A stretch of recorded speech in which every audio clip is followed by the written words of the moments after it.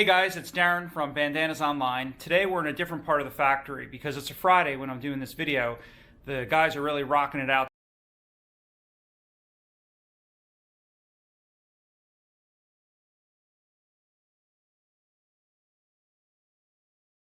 Part of the factory, so I'm upstairs in our knitting room. So if you see some different equipment around than you do normally in the videos, this is where we do our knitting. But today I'm talking about bandanas as usual. So I'm going to turn this around and I want to show you, this is a bandana that we're doing for a law firm. Let me grab this and I'm going to put it over here and show you.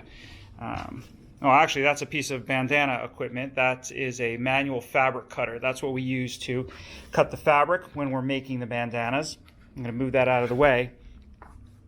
So this particular law firm is doing a lot of work with motorcycle clubs. So they put together this bandana with us. As you can see, they've got the Lady of Justice here. Yeah! There's some gavels around.